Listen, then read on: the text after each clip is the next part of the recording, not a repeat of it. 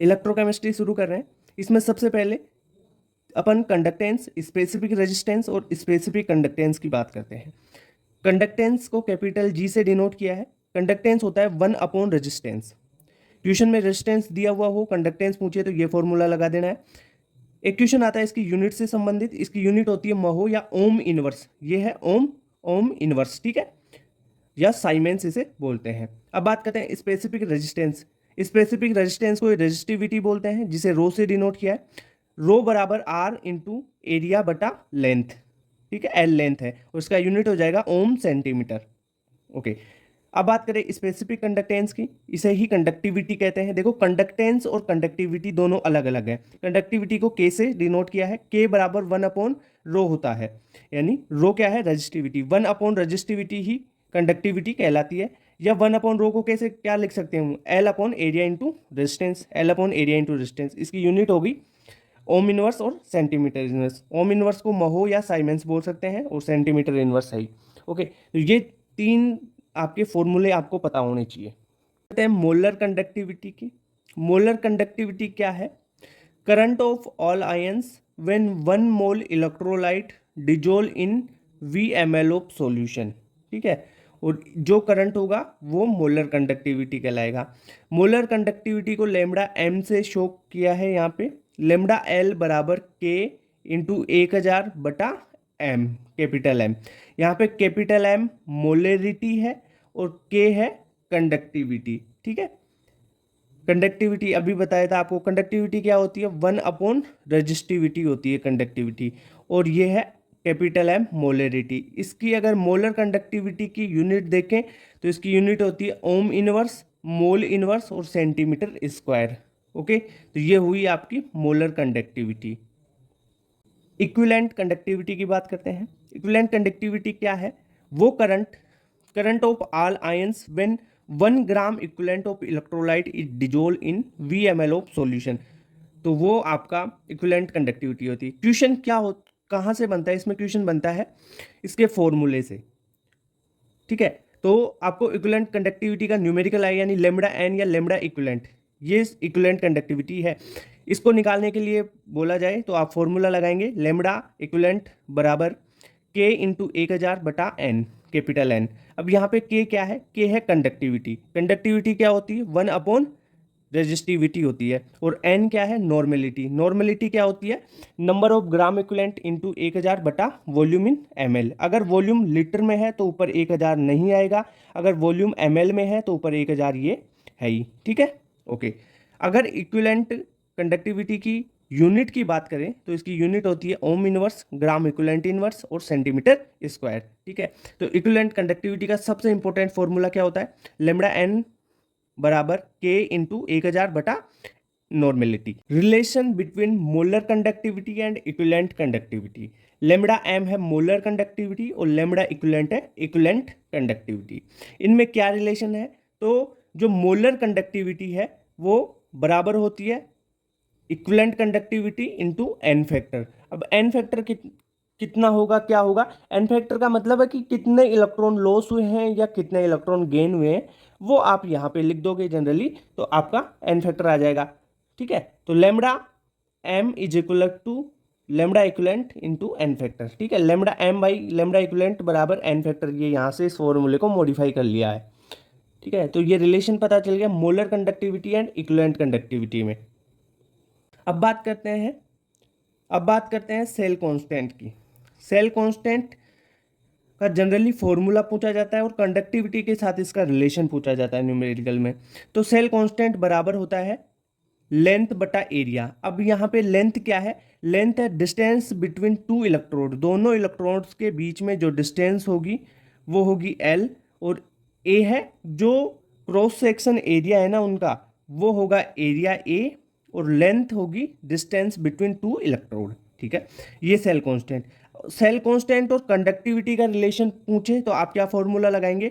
Cell constant बराबर conductivity into are. Are क्या है? रेजिस्टेंस। ये क्या है यहाँ पे? कंडक्टिविटी। अब ये जो कंडक्टिविटी है ना, इसको आप रजिस्टिविटी के रूप में भी लिख सकते हो। तो कंडक्टिविटी बराबर क्या होता है? 1/रजिस्टिविटी, 1/रो होता है ना, उससे भी लिख सकते हैं। तो या इसको मॉडिफाई कर लो फॉर्मूले को, तो कंडक्टिविटी बराबर सेल कांस्टेंट बटा रेजिस्टेंस आर।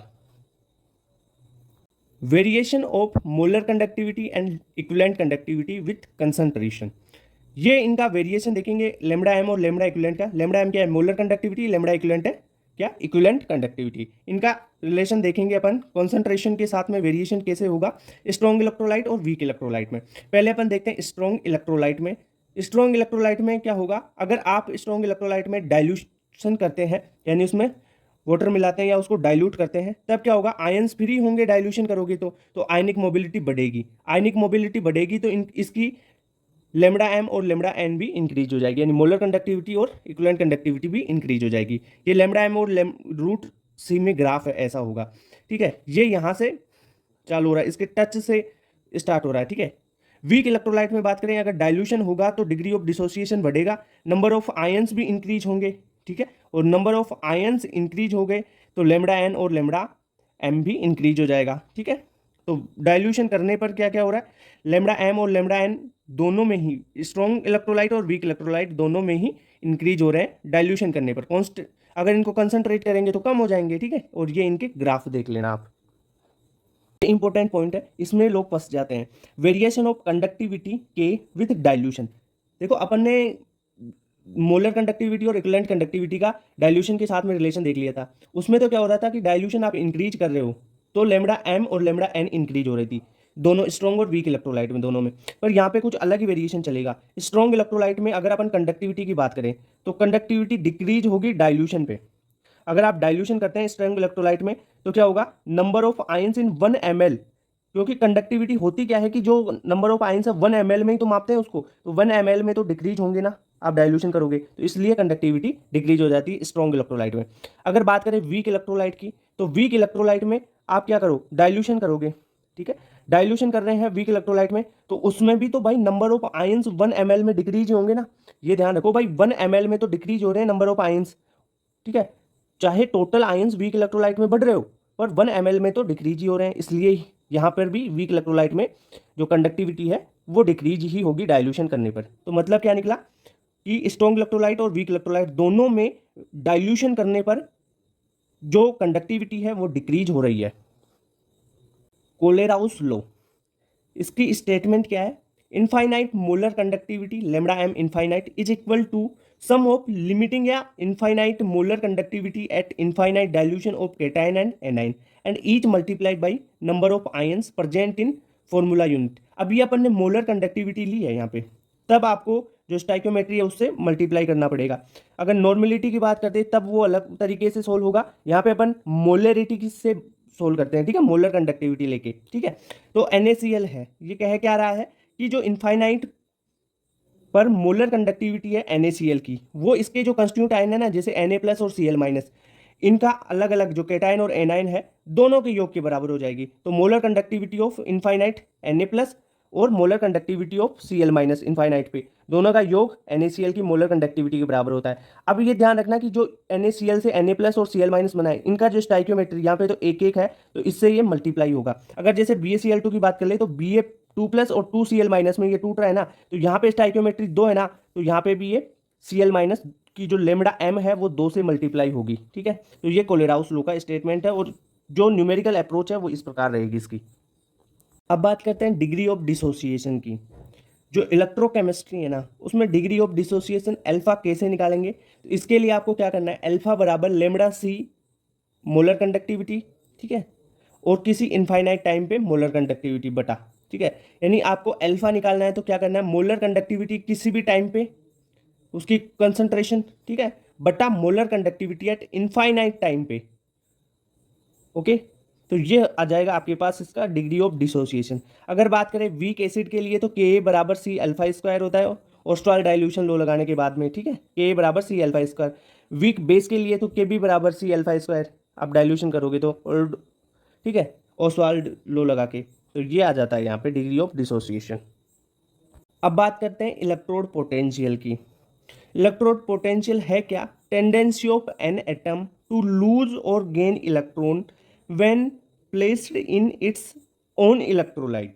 अब ये जो इलेक्ट्रोड पोटेंशियल है ये दो टाइप का हो जाएगा, एक तो ऑक्सीडेशन पोटेंशियल, या रिडक्शन पोटेंशियल। यानी अपन ने क्या बोला कि जो टेंडेंसी है इलेक्ट्रॉन को लूज और गेन करने की, वही तो इलेक्ट्रोड पोटेंशियल है, या तो लूज करेगा या गेन करेगा। तो उसी बेसिस पर अपन ने ऑक्सीडेशन पोटेंशियल और रिडक्शन पोटेंशियल बना लिया। ठीक है, जो इलेक्ट्रोड पोटेंशियल है वो ध्यान रखना इंटेंसिव प्रॉपर्टी होती है, इसकी यूनिट वोल्ट होती है। यानी इसमें क्या किया आपने, कोई भी मेटल इलेक्ट्रोड है, इलेक्ट्रोड पोटेंशियल कैसे बनाओगे, मेटल इलेक्ट्रोड है, उस मेटल इलेक्ट्रोड को उसी मेटल के इलेक्ट्रोलाइट में डालना है। यानी मेटल इलेक्ट्रोड जिंक का है अपने पास, तो उसको जिंक ZnSO4 उसी जिंक के इलेक्ट्रोलाइट में, एक्वस मीडियम में इलेक्ट्रोलाइट होगा, उसमें आपको उसी मेटल इलेक्ट्रोड को डिप करोगे, तब वो बन जाएगा आपके पास इलेक्ट्रोड। ठीक है, तो वहां से आप इलेक्ट्रोड पोटेंशियल देखोगे, क्योंकि भाई इलेक्ट्रोड को इलेक्ट्रोड लाइट में डालोगे तभी तो वो लूज इलेक्ट्रॉन करेगा या गेन ऑफ इलेक्ट्रॉन करेगा। अब बात करते हैं standard electrode potential. Electrode potential क्या था कि लूज ऑफ इलेक्ट्रॉन और गेन ऑफ इलेक्ट्रॉन ये हो रहे हैं, तो तभी तो होगा इलेक्ट्रोड पोटेंशियल। अगर इस इलेक्ट्रोड पोटेंशियल को अपन स्टैंडर्ड कंडीशन पे मेजर करें, स्टैंडर्ड कंडीशन मतलब कंसंट्रेशन 1 मोलर, टेम्परेचर 298 केल्विन, और अगर गैस है तो उसका पार्शियल प्रेशर 1 atm या 1 बार, दोनों लगभग सेम होते हैं, तो वहां पे ले सकते हैं 1 atm। ठीक है, अगर स्टैंडर्ड इलेक्ट्रोड पोटेंशियल की यूनिट की बात करें तो ये वोल्ट होती है। ठीक है, और जैसे अपन ने पढ़ा पहले कि इलेक्ट्रोड पोटेंशियल इंटेंसिव प्रॉपर्टी है, तो स्टैंडर्ड बाई इलेक्ट्रोड पोटेंशियल है वो भी इंटेंसिव प्रॉपर्टी होगी। ठीक है, अब यहाँ पे देखो, जो स्टैंडर्ड इलेक्ट्रोड पोटेंशियल है वो दो टाइप का हो जाएगा, एक तो स्टैंडर्ड ऑक्सीडेशन पोटेंशियल और स्टैंडर्ड रिडक्शन पोटेंशियल। अब किसी एक मेटल के लिए फॉर ए सेम मेटल, एक सेम मेटल के लिए स्टैंडर्ड ऑक्सीजन पोटेंशियल बराबर negative of standard reduction potential होता है। ओके, ये इलेक्ट्रोकेमिकल सीरीज आनी चाहिए। इसके ट्रिक तो मैंने बता दी कि कहाँ से देख लोगे, इसका कॉन्सेप्ट बता देता हूँ। इलेक्ट्रोकेमिकल सीरीज ये है, इसमें हाइड्रोजन का इलेक्ट्रोड पोटेंशियल 0 हो जाएगा, इससे ऊपर SRP नेगेटिव रहेगा और हाइड्रोजन से नीचे SRP पॉजिटिव रहेगा। SRP है स्टैंडर्ड रिडक्शन पोटेंशियल।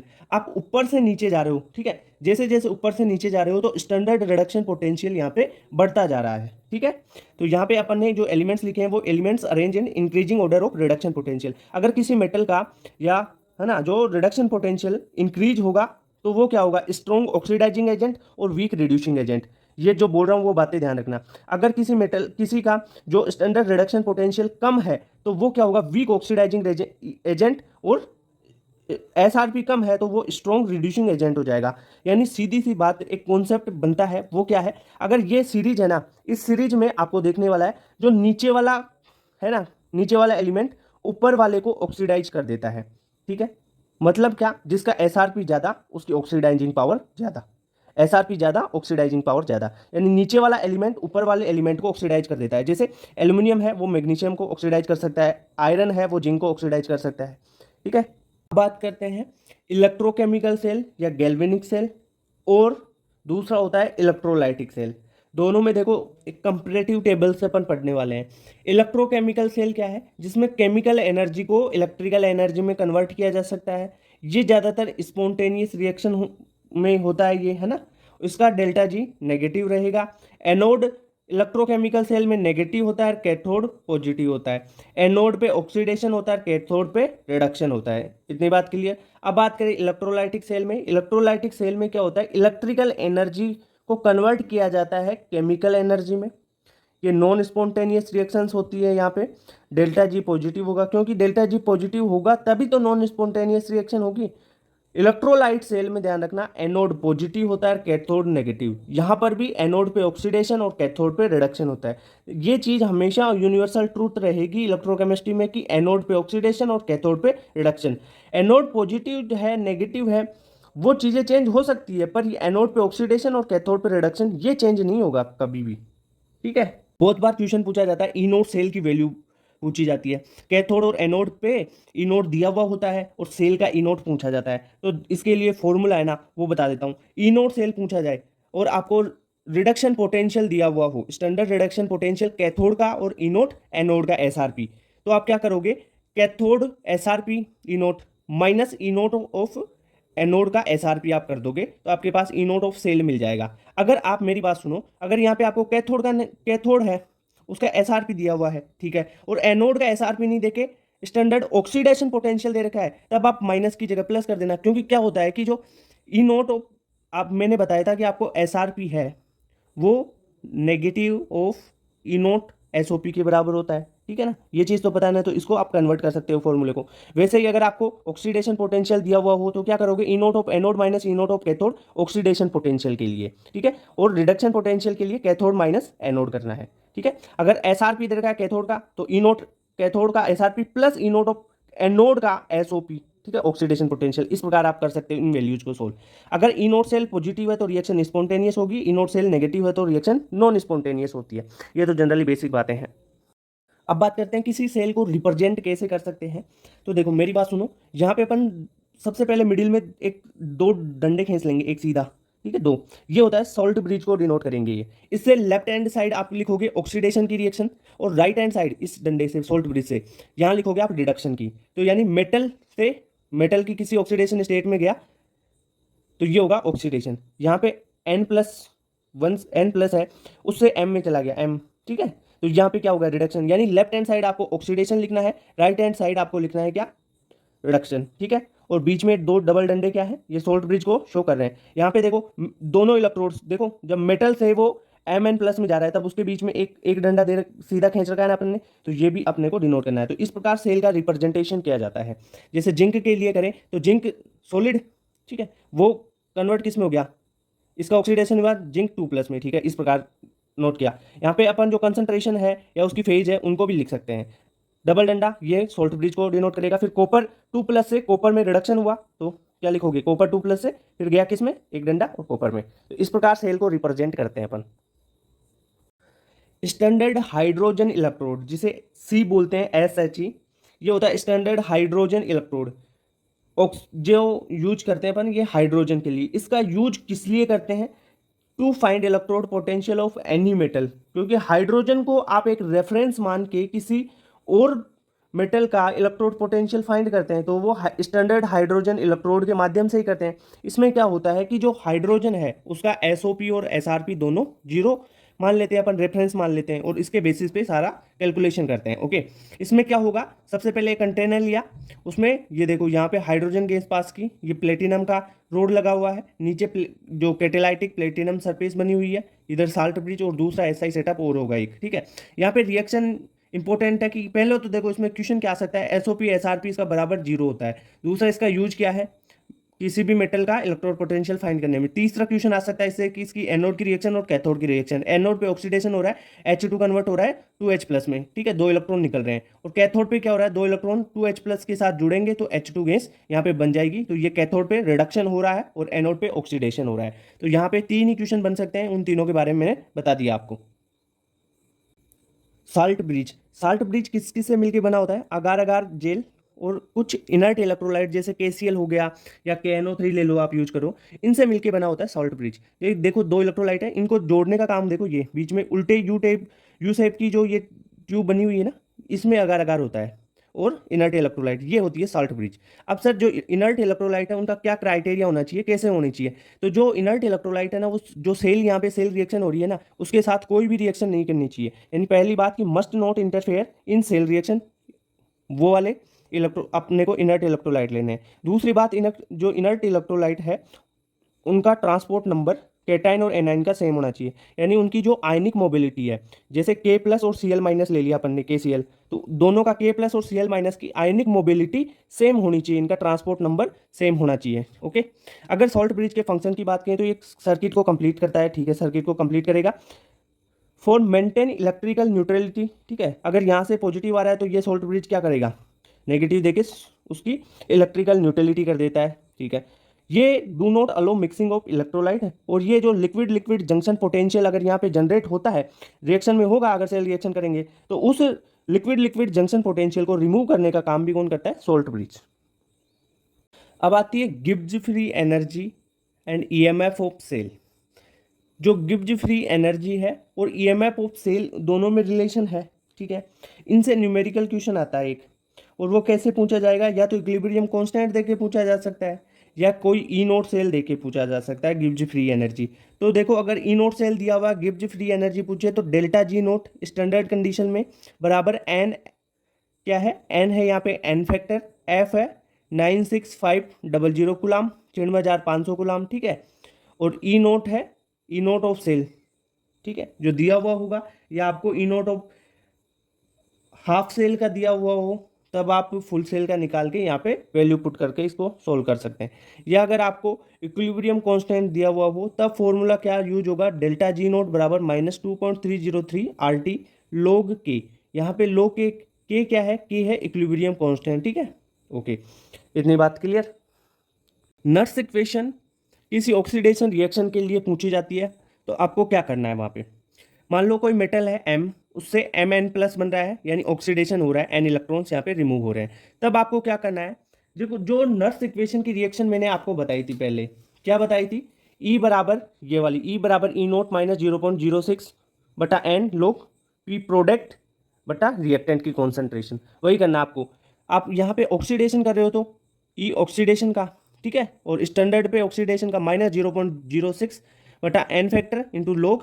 अब यहाँ पे देखो प्रोडक्ट में एम एन प्लस एक्वस में है, ठीक है, और यहाँ पे एम है ना, जो मेटल सॉलिड में है, तो सॉलिड का तो एक्टिव मास कितना हो जाएगा 1, तो यहाँ पे 1 लिख देना है, ठीक है। सॉलिड के लिए यूज नहीं होगा, एक्वस और गैसेस के लिए आप लिख सकते हो कॉन्सेंट्रेशन, ठीक है। इसका ग्राफ बनाना चाहें ई एम बटा एम एन प्लस, यानी ऑक्सीडेशन ई नोट, ई सेल का ऑक्सीडेशन बटा, और बनाना किस में है, लोग एम एन प्लस में, ठीक है, किस में, लोग एम एन प्लस में। तो यहाँ पे स्लोप क्या हो जाएगी, ये हो जाएगी ना -0.06 बाई एन, यानी -2.303 आर टी बटा एन फैक्टर एन एफ, और एफ क्या है 96,500, ठीक है। ये इंटरसेप्ट ई नोट स्टैंडर्ड कंडीशन पे जो आपने ऑक्सीडेशन किया है वो ई सेल, ठीक है। नर्स इक्वेशन की बात करते हैं किसी रिडक्शन रिएक्शन के लिए, यानी M n plus plus n electron मिलके आपके पास मेटल बना रहा है सॉलिड, ठीक है। इसके लिए ये रिडक्शन रिएक्शन है, देखो एम एन प्लस से एम में जा रहा है जीरो ऑक्सीडेशन स्टेट में। आप क्या लिखोगे, नर्स इक्वेशन, और नर्स इक्वेशन के लिए सबसे पहले मैंने आपको क्या बताया हुआ था कि कौन सी इक्वेशन लिखते हैं, ई बराबर ई नोट माइनस 0.06 बटा एन, एन क्या है नंबर एन फैक्टर, लोग प्रोडक्ट की कॉन्सेंट्रेशन बटा रिएक्टेंट की कॉन्सेंट्रेशन, और स्टाइकियोमेट्री आपको लगानी है पावर में। तो वही करा यहाँ पे, ई एम एन प्लस से एम बराबर ई नोट एम एन प्लस से एम जा रहा है, यानी रिडक्शन हो रहा है, -0.06 बटा एन, एन क्या है एन फैक्टर, लोग 1/mn प्लस। अब यहाँ पे देखो mn प्लस है ना, उसकी कंसंट्रेशन, रिएक्टेंट की कंसंट्रेशन, जो प्रोडक्ट है ऊपर लिखना होता है प्रोडक्ट की कंसंट्रेशन, प्रोडक्ट m सॉलिड है तो सॉलिड की तो कंसंट्रेशन अपन लिखते ही नहीं है, एक्टिव मास 0 होता है इसका, तो ठीक है। अगर यहाँ पे ग्राफ प्लॉट करें इसमें और लोग 1/, अगर लोग mn प्लस में ग्राफ प्लॉट करें तो क्या होगा, देखो लोग mn प्लस और ई जो मेटल के लिए अपन सेल रिएक्शन में रिडक्शन के लिए mn प्लस है m के लिए, तो यहाँ पे इस प्रकार स्लोप पॉजिटिव में रहेगी, ये स्लोप क्या होगी 0.06 बटा एन, ये बन गया इसका इंटरसेप्ट, ये सी हो जाएगा। y बराबर है mx प्लस सी वाली इक्वेशन से ग्राफ बनाया है। कंसंट्रेशन सेल की ये दो टाइप के होंगे, एक होगा इलेक्ट्रोलाइटिक कंसंट्रेशन सेल, दूसरा होगा इलेक्ट्रोड कंसंट्रेशन सेल। अब देखो नेम से देख लो, इलेक्ट्रोलाइट कंसंट्रेशन सेल यानी इलेक्ट्रोलाइट की कंसंट्रेशन डिफरेंट होगी, और इलेक्ट्रोड कंसंट्रेशन सेल में इलेक्ट्रोड की कंसंट्रेशन डिफरेंट होती है।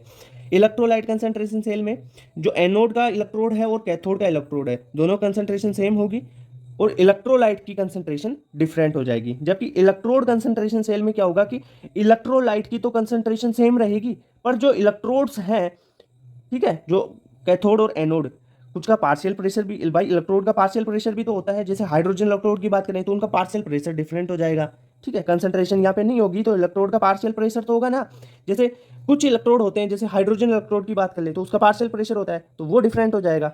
ओके, इसके लिए इनोट सेल, जो कंसंट्रेशन सेल है उनके लिए इनोट सेल स्टैंडर्ड कंडीशन पे इनोट है वो 0 होता है, ठीक है सर, इतनी बात के लिए। तो इनके लिए ई सेल की जो रिएक्शन अपन लिख सकते हैं, क्या लिख सकते हैं, देखो ई सेल की रिएक्शन क्या होती है, अपन ने नर्स इक्वेशन पढ़ी थी तो उससे क्या लिखा था, ई बराबर ई नोट माइनस 0.06 बटा एन लोग प्रोडक्ट बटा रिएक्टेंट की कॉन्सेंट्रेशन। अब यहाँ पे देखो ई नोट को क्या कर दिया अपन ने, ई नोट सेल क्या है 0 है, तो इस ई नोट सेल को अपन 0 कर देंगे, तो देख लो यहाँ पे ये आ जाएगा, हो कि नहीं, बिल्कुल सही बात, ये हो गया। अगर यहाँ पे प्रोडक्ट की कंसंट्रेशन ज्यादा रिएक्टेंट की कम हो जाए तो ई सेल नेगेटिव हो जाएगा, ई सेल नेगेटिव हो गया तो रिएक्शन नॉन स्पॉन्टेनियस होती है। अगर रिएक्टेंट की कंसंट्रेशन ज्यादा हो जाती है प्रोडक्ट से तो ई सेल पॉजिटिव होगा, ये ई सेल, और पॉजिटिव ई सेल होगा तो क्या होगी, रिएक्शन स्पॉन्टेनियस हो जाएगी। ये बातें दोनों के लिए काम कर रही है, कंसंट्रेशन सेल के लिए। ओके, कंसंट्रेशन सेल देख लिए अपन ने। अब देखते हैं हाइड्रोजन के लिए इलेक्ट्रोलाइटिक कंसंट्रेशन सेल, यानी for hydrogen electrolytic concentration cell. उसमें अपन को क्या देखना है, एनोड की रिएक्शन, कैथोड की रिएक्शन और इनोड सेल का जो फॉर्मूला बनेगा फाइनली, वही तो देखना है अपने को। तो एनोड पे क्या होगा, H2 गैस है, उसे कन्वर्ट हो जाएगा ये 2H प्लस और 2 इलेक्ट्रॉन माइनस में। यहाँ पे pressure 1 atm, concentration 2H plus की C1 है। देखो मेरी बात सुनो, इलेक्ट्रोलाइटिक कंसंट्रेशन सेल है ना, तो इलेक्ट्रोलाइटिक कंसंट्रेशन सेल में इलेक्ट्रोलाइट की कंसंट्रेशन डिफरेंट होगी। यहाँ पे C1 दे रखा है कंसंट्रेशन, और यहाँ पे कैथोड में अगर 2H प्लस से H2 बन रहा है तो यहाँ पे कंसंट्रेशन C2 होगी। ठीक है, तो ई नोट सेल क्या लिखेंगे आप, ई सेल क्या इसके लिए ई नोट सेल तो जीरो होता है, तो ई सेल का फॉर्मूला क्या बन जाएगा, ई सेल बराबर माइनस, भाई मैंने बताया नहीं था क्या कि जो इलेक्ट्रोलाइटिक सेल है और जो इलेक्ट्रोड सेल होते हैं उसमें ई नोट का ये फॉर्मूला बताया हुआ है ना आपको, तो वहां से लिख लो ई सेल बराबर 0.06/2 log C1 बटा C2 का जो जो ये है ना, ये स्टाइकियोमेट्री का होल स्क्वायर होता है। ठीक है, कंसंट्रेशन के यहाँ पे देखो स्टाइकियोमेट्री 2 है, यहाँ पे भी 2 है, तो दोनों का स्क्वायर हो जाएगा। तो इस प्रकार आप कर सकते हो। हाइड्रोजन इलेक्ट्रोड के लिए अपन बात करें कि अगर एनोड और कैथोड की पीएच दी हुई हो और आपको ई सेल पूछा जाए, तब क्या फॉर्मूला यूज करना है, तब आपको फॉर्मूला यूज करना है ई सेल बराबर 0.06 pH of anode minus pH of cathode bracket में। ठीक है, आपको क्या करना है, एनोड की पीएच दे रखा है, उसमें से कैथोड की पीएच घटानी है और 0.06 से मल्टीप्लाई करना है हाइड्रोजन इलेक्ट्रोलाइट कॉन्सेंट्रेशन सेल के लिए। बस आपके पास ई सेल आ जाएगा उससे। ओके, अब बात करते हैं इलेक्ट्रोड कंसंट्रेशन सेल की। इलेक्ट्रोड कॉन्सेंट्रेशन सेल में क्या होगा कि इलेक्ट्रोलाइट होगा ना, उसकी कॉन्सेंट्रेशन तो सेम रहेगी, पर जो इलेक्ट्रोड है उसका पार्शियल प्रेशर डिफरेंट हो जाएगा। ओके, यहाँ पे देख लो HCl है, HCl है, ये क्या है यहाँ पे इलेक्ट्रोलाइट, इसकी कंसंट्रेशन 0.1 m, इसकी भी 0.1 मोलर है। ठीक है, दोनों की सेम है कंसंट्रेशन, पर यहाँ पे देखो H2 इसका हाइड्रोजन का यहाँ पे पार्शियल प्रेशर इलेक्ट्रोड का P1 है और यहाँ पे पार्शियल प्रेशर H2 का P2 है। ठीक है, तो पार्शियल प्रेशर चेंज हो गया, यानी आप एनोड और कैथोड पे रिएक्शन लिखोगे ना, तो वहाँ पे भी देख लो कि H2 गैस से 2H प्लस बन रहा है, इसका पार्शियल प्रेशर P1 है और 2H प्लस की कंसंट्रेशन C1। ठीक है, कैथोड पे 2H प्लस की कंसंट्रेशन C1 रहेगी। ठीक है, M C1 रहेगी, और यहाँ पे भी देखो एनोड पे भी C1 है, यहाँ पे भी C1 है, पर यहाँ पे देखो H2 का पार्शियल प्रेशर P2 हो गया और एनोड पे P1 है। तो आप नेट रिएक्शन लिखोगे तो H2 से H2 गैस बनाना, यहाँ से एनोड से कैथोड के लिए आप ई से लिख लो। अब तो P1 और P2 कंसंट्रेशन, या आप बोलो इन्हें पार्शियल प्रेशर हो गए इलेक्ट्रोड के डिफरेंट, तब ई सेल बराबर क्या होता है, माइनस 0.06 बटा एन फैक्टर इंटू लोग P2 बटा P1। P2 क्या है, जो भी पार्शियल प्रेशर है कैथोड पे बटा एनोड पे।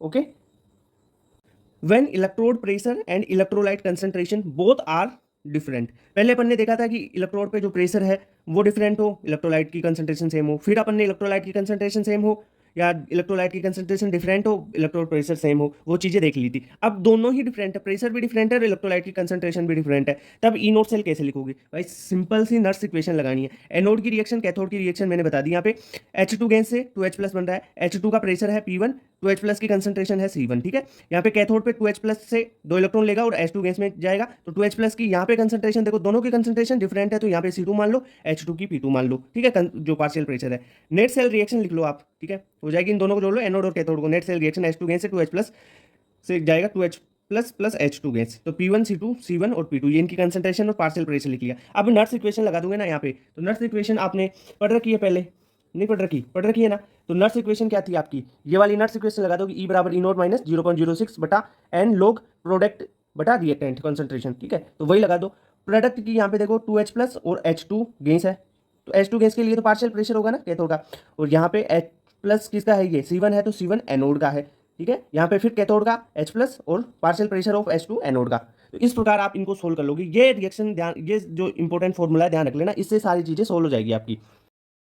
लेटिमर डायग्राम, भाई इससे नीट 2018 में इस कॉन्सेप्ट से क्वेश्चन भी पूछा गया है, बहुत सारे टीचर्स इसको पढ़ाते भी नहीं है, पर इंपॉर्टेंट है, पढ़ लेना एक बार। लेटिमर डायग्राम क्या है, same species is given in different oxidation state in decreasing order in A series of reaction. ठीक है, जैसे यहाँ पे देखो AO3 minus, AO2 minus, AO minus और A2, ए कोई भी मेटल है मान लो, है ना, तो यहाँ पे ए की ऑक्सीडेशन स्टेट है +5, यहाँ पे एक की ऑक्सीडेशन स्टेट है AO2 माइनस में +3, यहाँ पे AO माइनस में +1 है और A2 में 0 है। तो आपने इसको डिक्रीजिंग ऑर्डर में लिख लिया ना रिएक्शन को, यानी +5 फिर +3 फिर +1 फिर 0। तो मेरी बात सुनो, यहाँ पे क्वेश्चन क्या पूछा जाएगा कि कौन सी स्पीसीज डिस्प्रपोर्शनेट करेगी। अब देखो इसका E01 है, इसका E02 है, इसका E03 है, रिएक्शन का E0 दिया हुआ होगा, तो आपको कौन सी रिएक्शन डिस्प्रपोर्शनेट करेगी, कौन सी स्पीसीज, वो पूछा जाएगा। तो वो स्पीसीज डिस्प्रपोर्शनेट करेगी जिसका जो E0 है ना वो लेफ्ट हैंड साइड में तो कम हो और राइट हैंड साइड में ज्यादा हो, यानी ये वाली तो राइट हैंड साइड होगी और इधर वाली लेफ्ट हैंड साइड होगी।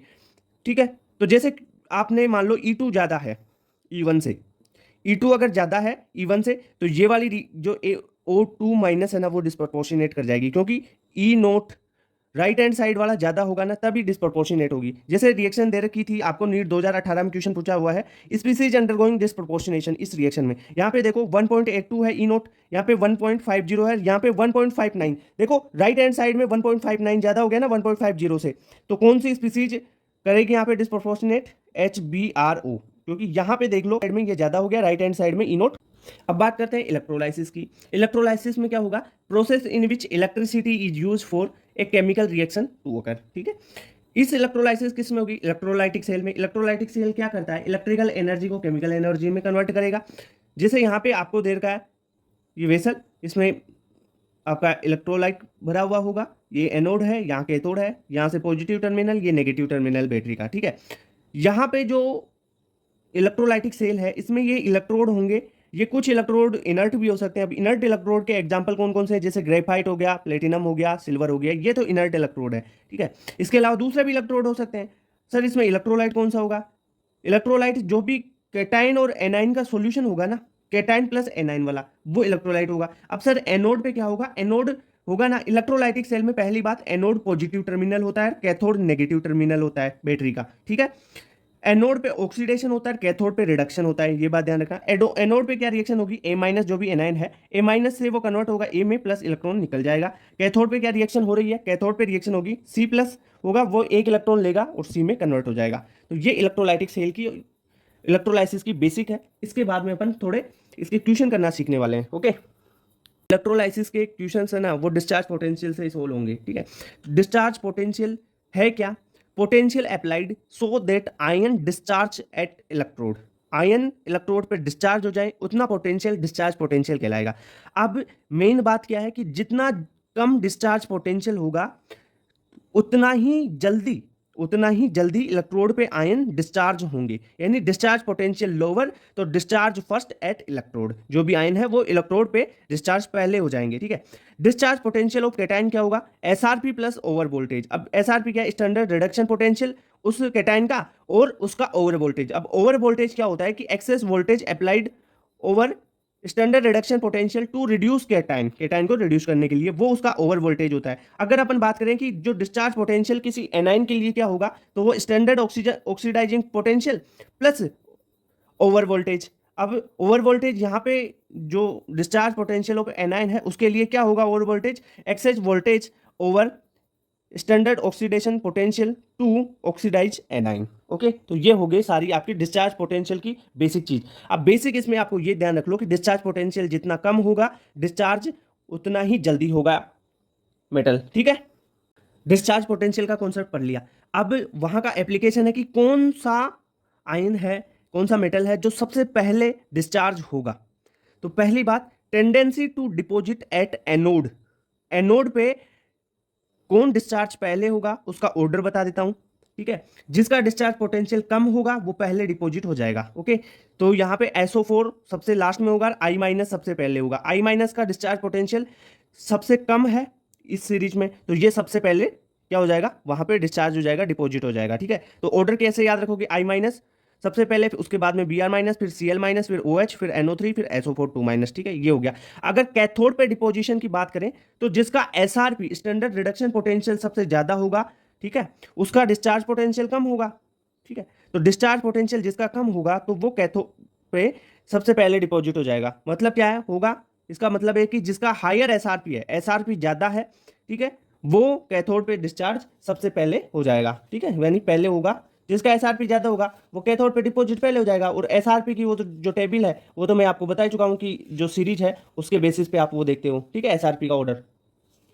इलेक्ट्रोलाइसिस करवाते हैं मोल्टन NaCl की प्लेटिनम इलेक्ट्रोड के साथ में, ठीक है। इलेक्ट्रोड कौन सा है? प्लेटिनम का। जो प्लेटिनम के इलेक्ट्रोड है वो इनर्ट इलेक्ट्रोड है, और मोल्टन NaCl है, यानी यहाँ पे वाटर कंडीशन नहीं है, ठीक है। तो एनोड पे क्या होगा? ऑक्सीडेशन होगा, और कैथोड पे रिडक्शन होगा। तो एनोड पे रिएक्शन क्या होगी? एनोड पे Cl माइनस आएगा, Cl माइनस का क्या होगा यहाँ पे? ऑक्सीडेशन। तो Cl माइनस कन्वर्ट हो जाएगा हाफ Cl2 प्लस 1 इलेक्ट्रोड में। यहाँ पे कैथोड पे क्या होगा? रिडक्शन। रिडक्शन होगा तो क्या होगा? Na प्लस एक इलेक्ट्रॉन लेगा और Na सॉलिड में कन्वर्ट हो जाएगा, तो यहाँ पे उसका हो गया रिडक्शन। अब अपन बात करते हैं, अगर मोल्टन KCl हो प्लेटिनम इलेक्ट्रोड के साथ, तब क्या होगा? तब यहाँ पे जो Cl माइनस है वो एनोड पे जाएगा, और क्या होगा? Cl माइनस से हाफ Cl2 प्लस 1 इलेक्ट्रोड, ये एनोड पे रिएक्शन हो गई, यानी इसका ऑक्सीडेशन हो गया। कैथोड पे वही आपको रिडक्शन करवाना है। रिडक्शन कैसे होगा? यहाँ से K प्लस लोगे, उसको 1 इलेक्ट्रॉन देंगे, तो ये K सॉलिड में कन्वर्ट हो जाएगा, पोटेशियम सॉलिड में। तो ये यहाँ पे रिडक्शन हो गया कैथोड पे। अगर अपन एक्वस कंडीशन ले लेते हैं, तब आपको मैंने डिस्चार्ज जो पोटेंशियल चीज पढ़ाई है वो काम आएगी। तो अगर electrolysis of aqueous NaCl using platinum electrode करवाते हैं, तब आपके पास देखो यहाँ पे केटाइन भी दो होंगे, एक तो होगा Na प्लस, और एक आपने एक्वस कंडीशन ले ली तो वाटर भी आ गया, तो वाटर का H प्लस भी रहेगा। एनाइन भी दो होंगे, एक तो होगा Cl माइनस इसका, और एक वाटर भी यूज किया ना एक्वस कंडीशन, तो उसका OH माइनस। अब किसका डिपोजिशन होगा किसका नहीं होगा, वो आप किससे देखोगे? डिस्चार्ज पोटेंशियल से। तो एसआरपी जिसका ज्यादा होता है, जिसका एसआरपी ज्यादा होगा उसका कैथोड पे डिपोजिशन पहले हो जाएगा, और जिसका डिस्चार्ज पोटेंशियल कम होगा, तो यहाँ पे कम किसका है? देखो Cl माइनस है और OH माइनस। तो मैंने जो सीरीज बताई थी उसमें Cl माइनस का डिस्चार्ज पोटेंशियल कम है OH माइनस से। तो पहले कौन डिपोजिट होगा? Cl माइनस डिपोजिट हो जाएगा, तो यहाँ पे Cl minus Cl2 plus 2 electron में कन्वर्ट हो जाएगा एनोड पे, और कैथोड पे जिसका एसआरपी ज्यादा होगा, एसआरपी H2 का ज्यादा है इसका, तो H प्लस यहाँ पे H2 के रूप में कन्वर्ट हो जाएगा। Okay, electrolysis of aqueous NaCl using platinum electrode. अब यहाँ पे अपने को इलेक्ट्रोलाइसिस करवाना है किसका? Aqueous NaCl। अब एक्वस कंडीशन है तो यहाँ पे वाटर होगा, ठीक है। प्लेटिनम इलेक्ट्रोड है यानी इनर्ट इलेक्ट्रोड है, ठीक है सर। अब एक्वस है तो H2 है, H2 है तो यहाँ पे H प्लस भी होंगे और Na प्लस भी होगा। अब NaCl से तो कैटाइन कौन सा हो गया? Na प्लस, और H2 है वहां से H प्लस आ गया आपके पास, ठीक है। और एनाइन कौन कौन से होंगे? देखो एक तो एनाइन आएगा H2O का OH माइनस, दूसरा आपका NaCl का Cl माइनस। अब यहाँ पे कैथोड पे कौन सा जाएगा, एनोड पे कौन सा जाएगा? भाई दो कैटाइन है और दो भी एनाइन है, तो एनाइन किस पे जाता है? एनोड पे। तो पर यहाँ पे तो दो है, तो वो कैसे देखेंगे? वो मैंने आपको बताया था जो डिस्चार्ज पोटेंशियल का कॉन्सेप्ट है। यानी देखो कैथोड पे पहले कौन जाएगा? जिसका एसआरपी ज्यादा होगा, और एसआरपी आप देखो कैथोड पे तो कौन जाता है? केटाइन जाता है, जिसका एसआरपी ज्यादा है। एसआरपी किसका ज्यादा होता है? Na प्लस से ज्यादा होगा, किसका? H प्लस का। तो H2 का एसआरपी ज्यादा है सोडियम से, तो वो पहले डिपोजिट हो जाएगा, यानी H2 यहां पे आ जाएगा कैथोड पे। अगर बात करें एनाइन की, तो जिसका डिस्चार्ज पोटेंशियल कम होगा, तो डिस्चार्ज पोटेंशियल OH माइनस और Cl माइनस में से कम किसका है? Cl माइनस का। जिसका डिस्चार्ज पोटेंशियल कम, उसका डिपोजिशन पहले हो जाएगा एनोड पे, तो Cl माइनस का डिपोजिशन हो गया एनोड पे। ओके, बात करते हैं electrolysis of aqueous NaCl using HgH electrode. अब यहाँ पे जो मरकरी है उसका इलेक्ट्रोड बनाया, तो मरकरी तो इनर्ट इलेक्ट्रोड है ही नहीं ना भाई। मैंने आपको डिस्चार्ज पोटेंशियल पढ़ाया था, उससे पहले इनर्ट इलेक्ट्रोड भी तो पढ़ाए थे। कौन कौन से पढ़ाए थे? देखो ये इनर्ट इलेक्ट्रोड आपको बताया था, ग्रेफाइट, प्लेटिनम और Ag, तो यही तो इनर्ट थे। Hg तो इनर्ट है ही नहीं, तो Hg तो भाई कुछ ना कुछ करेगा। तो देखते हैं ये क्या होता है। अब यहाँ पे एक्वस NaCl है, ठीक है सर। तो एक्वस NaCl से क्या निकलेगा? एक तो Na प्लस और Cl माइनस आ जाएगा आपके पास, ठीक है। और यहाँ पे एनोड पे क्या होगा? एनोड पे ऑक्सीडेशन होता है, तो ऑक्सीडेशन करवाते हैं Cl माइनस का, ठीक है सर। Cl माइनस का ऑक्सीडेशन हो गया, Cl माइनस से Cl2 प्लस 2 इलेक्ट्रॉन बन गए। अब यहाँ पे देखो Na प्लस है, और यहाँ से एक्वस से आपके पास क्या आ रहा है? H प्लस भी आ रहा है भाई। Na प्लस इसके पास है और एक H प्लस भी है। अब वैसे तो H प्लस का क्या हो जाएगा? एसआरपी ज्यादा है तो H प्लस यहाँ पे डिपोजिट होना चाहिए कैथोड पे, पर H प्लस नहीं होगा। क्यों नहीं होगा? जो इसमें डिस्चार्ज पोटेंशियल है ना सोडियम का, Na प्लस का, वो कम रहेगा H प्लस से। क्यों कम रहेगा? क्योंकि due to over voltage and due to formation of amalgam. जो Hg है ना मरकरी, वो इसके साथ अमलगम का फॉर्मेशन कर लेता है, सोडियम अमलगम का फॉर्मेशन कर लेगा, जिसका क्या हो जाएगा, डिस्चार्ज पोटेंशियल कम हो जाएगा। जिसका डिस्चार्ज पोटेंशियल कम होगा तो वो पहले डिपॉजिट होता है, तो यहाँ पे कैथोड पे सोडियम का डिपोजिशन होगा। ओके, तो ये समझ में electrolysis of aqueous NaCl using Hg electrode. बात करते हैं electrolysis of KCl using inert electrode. अब KCl के साथ में इनर्ट इलेक्ट्रोड है तो कोई दिक्कत नहीं है। यहाँ पे जो KCl अपन ने ले रखा है, मान लो ये अपन एक्वस मीडियम में लेते हैं, ठीक है, तो ये एक्वस ले लेते हैं, ठीक है, एक्वस, यहाँ पे एक्वस लिख लेना। Electrolysis of aqueous KCl using inert electrode. अब एक्वस KCl है तो यहाँ पे एक तो K+ हो गया, और दूसरा देखो यहाँ पे केटाइन कौन कौन से हो गए, आप ये बताओ। केटाइन तो एक तो K+ हो गया और दूसरा H+ हो गया, ठीक है। एनाइन कौन से, OH- और Cl- हो गया। तो डिपोजिशन किसका सबसे पहले होगा, कैथोड पे H+ का होगा ना, क्योंकि SRP किसका ज़्यादा है, H+ का। जिसका SRP ज़्यादा वो जल्दी डिपोजिट होता है। और OH- और Cl- में क्या देखना है, एनोड में जिसका डिस्चार्ज पोटेंशियल कम होगा, तो डिस्चार्ज पोटेंशियल कम किसका है, Cl- का, तो Cl- एनोड पे डिस्चार्ज हो जाएगा। ये बात समझ में आई क्या? तो एक्वस, ये एक्वस KCl है इनर्ट इलेक्ट्रोड के साथ, तो ऐसा होता है इसका इलेक्ट्रोलाइसिस। अब बात करते हैं electrolysis of aqueous CuSO4 using inert electrode. अब एक्वस CuSO4 है, एक्वस से तो क्या आ गया आपके पास, एक्वस है, वाटर है, तो एक तो H+ और OH-, और CuSO4 से Cu+ और SO4-, ये दो चीज आ गई ना। अब आप क्या करोगे, देखो मेरी बात सुनो, यहाँ पे डिस्चार्ज पोटेंशियल देखना है आपको। एक तो H+ तो केटाइन, और Cu2+ केटाइन आ गया, SO4-, और एक OH- जो है आपके पास आ गया एनाइन।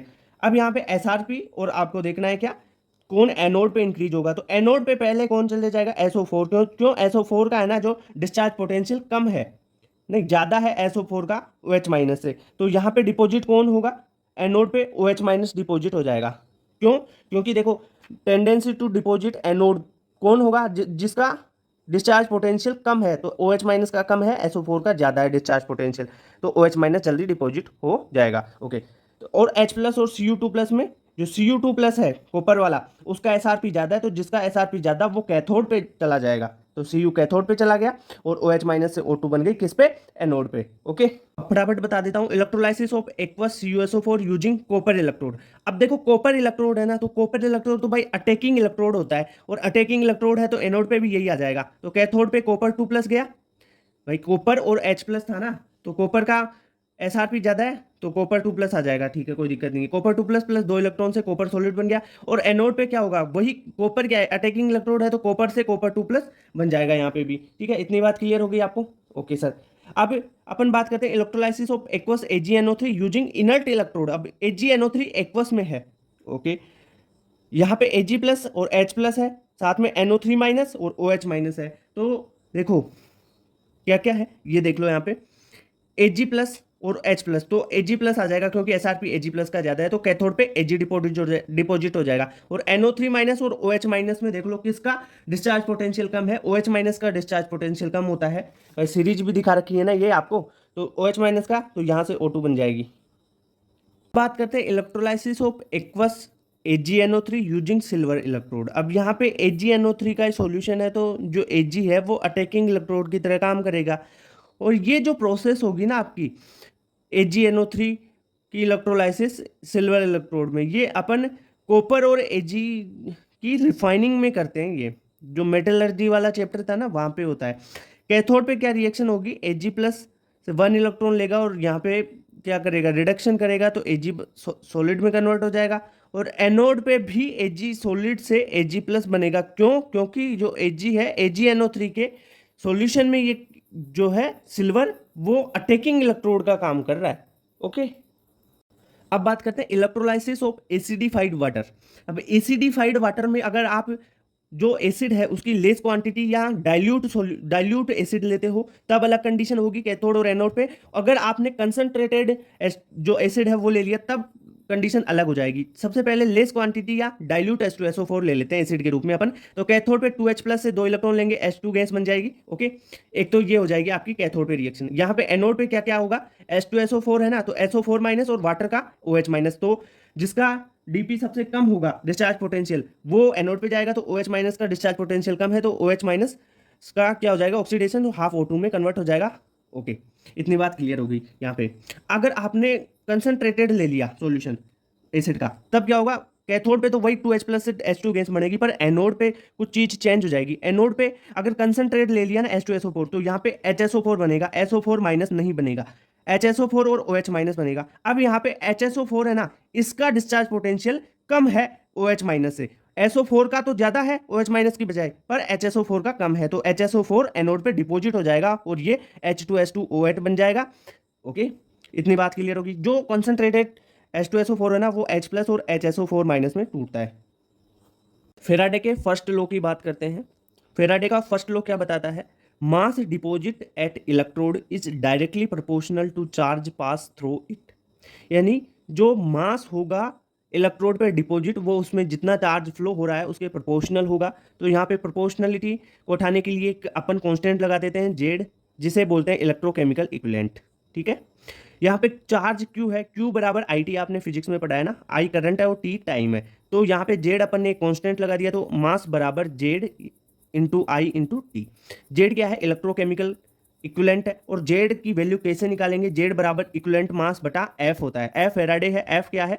96,500 गुलाम इसकी फिक्स वैल्यू होती है। अब सर इक्विवेलेंट मास नया टर्म आ गया, अरे रेडॉक्स में नहीं पढ़ा गया, मोल में नहीं पढ़ा गया। इक्विवेलेंट मास होता है ग्राम एटॉमिक मास बटा एन फैक्टर। ठीक है सर, अब जेड का क्या वैल्यू हो जाएगा? यहाँ से इक्विवेलेंट मास की वैल्यू रख दो, तो ग्राम एटॉमिक मास बटा एन फैक्टर इनटू फेराडे, ये हो गया। अब यहाँ से अगर इस जेड को आप इस मास बराबर जेड आई टी में रख दोगे, तो एक फॉर्मूला आता है मास बराबर gram atomic mass into I T बटा एन फैक्टर इंटू फेराडे। तो ये फॉर्मूला आपको याद होना चाहिए। फाइनली ये फॉर्मूला आ जाता है फेराडे फर्स्ट लॉ का। इसके बाद में अगर मास बटा इक्विवेलेंट मास का, यहां से देखो मास बटा इक्विवेलेंट मास का, इस मास और इक्विवेलेंट मास की वैल्यू निकालें। मास बटा इक्विवेलेंट मास का ratio number of gram equivalent आता है, और ग्राम इक्विवेलेंट क्या होते हैं? नंबर ऑफ ग्राम इक्विवेलेंट बराबर क्यू इंटू क्यू बटा फेराडे होता है। ठीक है, और number of moles deposit on electrode पूछे तो क्यू बटा एन फैक्टर इंटू फेराडे। देखो नंबर ऑफ ग्राम इक्विवेलेंट होते हैं क्यू बटा एफ, और नंबर ऑफ मोल्स होते हैं क्यू बटा एफ इंटू एन फैक्टर। अब बात करते हैं फेराडे सेकेंड लॉ की। फेराडे का सेकेंड लॉ देखो, जनरली आप क्या करो, सीरीज कॉम्बिनेशन में दो इलेक्ट्रोकेमिकल सेल्स को रखो। अपन ने दो इलेक्ट्रोकेमिकल सेल लिए ए और बी, उनको सीरीज कॉम्बिनेशन में रखा। सीरीज कॉम्बिनेशन में रखोगे तो चार्ज सेम हो जाता है। ठीक है, तो चार्ज सेम पास होगा इनसे। तो चार्ज अगर सीरीज कॉम्बिनेशन में रखा है, तो इनमें जो जितने number of gram equivalent deposit हो रहे हैं ना ए पर, उतने ही number of gram equivalent deposit होंगे बी पर। यानी दोनों के number of gram equivalent deposit होंगे वो सेम होंगे। ठीक है, तो अपन यहाँ से फेराडे के सेकंड लॉ से ग्राम इक्विवेलेंट ऑफ ए बराबर ग्राम इक्विवेलेंट ऑफ बी कर सकते हैं। अब ग्राम इक्विवेलेंट क्या होते हैं? मास बटा इक्विवेलेंट मास। ठीक है, तो मास ऑफ ए डिपॉजिट बटा इक्विवेलेंट मास ऑफ ए, जितना डिपॉजिट हुआ है वो, बराबर मास ऑफ बी डिपॉजिट बटा equivalent mass of B deposit. अब डब्ल्यू ए क्या है? मास ऑफ ए डिपॉजिट को डब्ल्यू ए लिख दिया, equivalent mass of A deposit को ई ए लिख दिया। तो डब्ल्यू ए बटा ई ए बराबर डब्ल्यू बी बटा ई बी, यहाँ से कर सकते हो। और इसको अगर डब्ल्यू बी को यहाँ ई ए की जगह लाओ, ई ए को डब्ल्यू बी की जगह कर दो, तो W A upon W B बराबर E upon E B formula हो जाएगा। तो ये फेराडे लॉ का ये जो फॉर्मूले है ना, इनसे ही क्वेश्चन आता है। पहली कंडीशन याद रखना है कि सीरीज कॉम्बिनेशन में होने इलेक्ट्रोकेमिकल सेल सीरीज कॉम्बिनेशन में होंगे, तो चार्ज सेम होगा। चार्ज सेम तो number of gram equivalent deposit भी सेम, और ये फॉर्मूले।